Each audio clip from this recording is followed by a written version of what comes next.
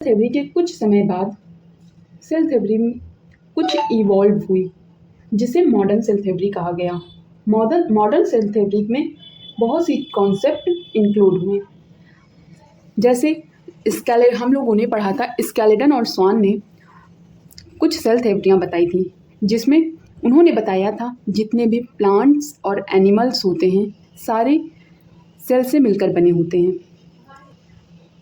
उनके अकॉर्डिंग जितने भी सेलुलर ऑर्गेनिज्म होते हैं वो सारे एक या एक से ज़्यादा सेल से बने होते हैं।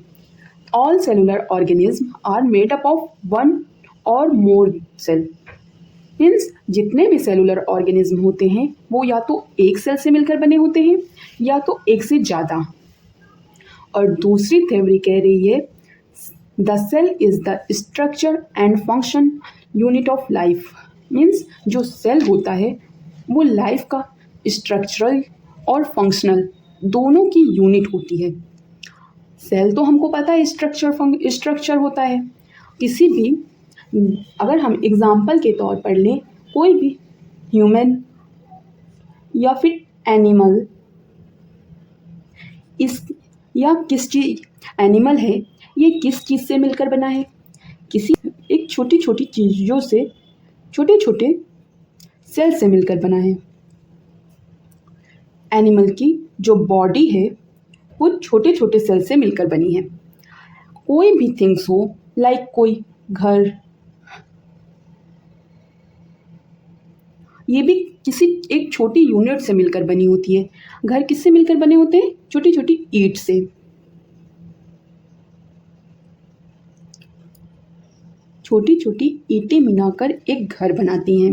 ऐसे ही एक एनिमल की बॉडी होती है जो छोटे छोटे सेल मिलाकर बनाते हैं। ये तो रही बात स्ट्रक्चर की। और ये फंक्शनल, अगर हमें कोई भी फंक्शन करना है, जैसे कोई भी फंक्शन करना है, जैसे सीन, इंसान देखता किससे है? आई से। ये आंखें किससे मिलकर बनी होती हैं? सेल से।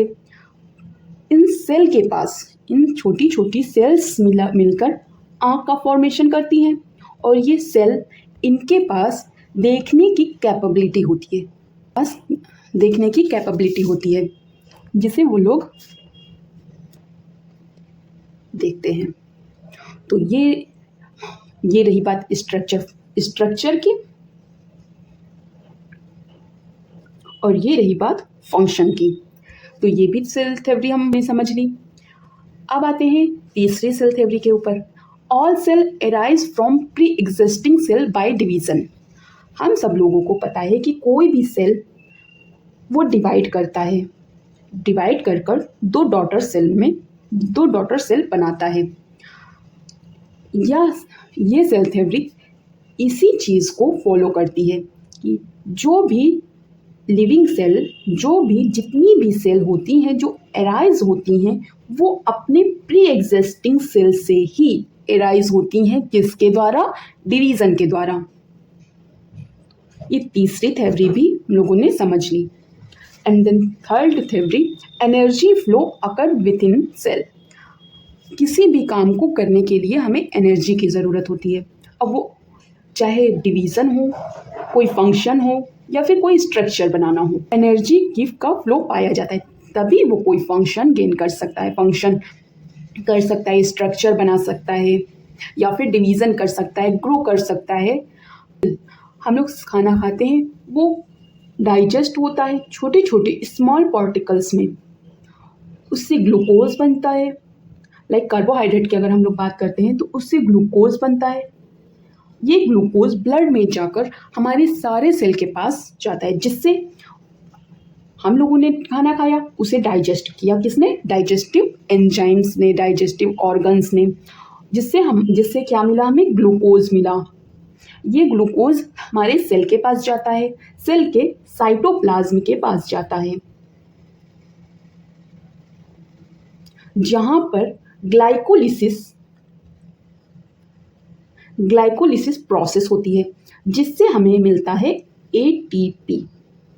ये एटीपी होता है हमारे सेल की एनर्जी, जिससे सेल सारे फंक्शन, सारे स्ट्रक्चर, डिवीज़न, ग्रोथ, मूवमेंट, जितनी भी चीज़ें होती हैं इसी एनर्जी की मदद से वो लोग करती हैं। ये थ्योरी भी हम लोगों ने डिस्कस कर ली। And then next theory, cell contain hereditary information which is passed from cell to cell. Cell के पास, हम सब लोग जानते हैं, सेल के पास एक न्यूक्लियस होता है जिसके अंदर डीएनए होता है। ये डीएनए जब सेल डिवाइड करता है तो सेल में ये सारे डीएनए चले जाते हैं।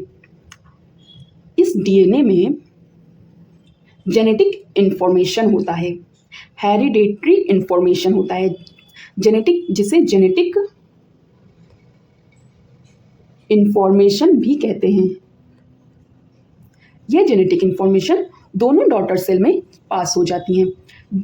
इसके बाद जब ये डॉटर सेल डिवाइड करेंगी तो ये जेनेटिक इंफॉर्मेशन इनमें भी ट्रांसफ़र हो जाएगी। ये थ्योरी यही बताती है कि सेल के पास हेरिडेटरी इंफॉर्मेशन को पास आउट करने की कैपेबिलिटी पाई जाती है, या cell to cell hereditary information pass करता है। ये थ्योरी भी हम लोगों ने समझ ली। तो थ्योरी पढ़ते हैं। All cell have basically the same chemical composition. जितनी भी सेल होती हैं सब में सेम केमिकल कंपोजिशन पाया जाता है। केमिकल कंपोजिशन क्या? जितने भी बायोमोलिक्यूल्स होते हैं वो सारे carbon, hydrogen, nitrogen, oxygen, phosphorus, sulphur, इन सारे आइटम्स से मिलकर बने होते हैं और सारे सेल्स में ये सारे आइटम्स पाए जाते हैं। इसलिए कहा जाता है जितने भी केमिकल कंपोजिशन होते हैं सारे सेल में सेम टाइप के होते हैं। बस उनके फंक्शन, उनके स्ट्रक्चर, सेल में उनके फंक्शन, उनके स्ट्रक्चर डिफरेंट हो सकते हैं। वो उनके डिफ्रेंशिएशन पर डिपेंड करता है। अभी तक हम लोग बस इतना समझ सकते हैं कि जितने भी सेल होते हैं सबके केमिकल कंपोजिशन, उसमें जितनी भी चीज़ें होती हैं वो लगभग सेम होती हैं। थ्योरी यही डिस्क्राइब करती है। ये रही मॉडर्न सेल थ्योरी। आगे हम लोग पढ़ेंगे सेल के बारे में कि सेल में आखिर कौन कौन से पार्ट होते हैं, सेल के अंदर डीएनए कहाँ पाया जाता है, यूकैरियोटिक सेल क्या होते हैं, प्रोकैरियोटिक सेल क्या होते हैं और सेल कौन कौन से फंक्शन शो कर सकते हैं।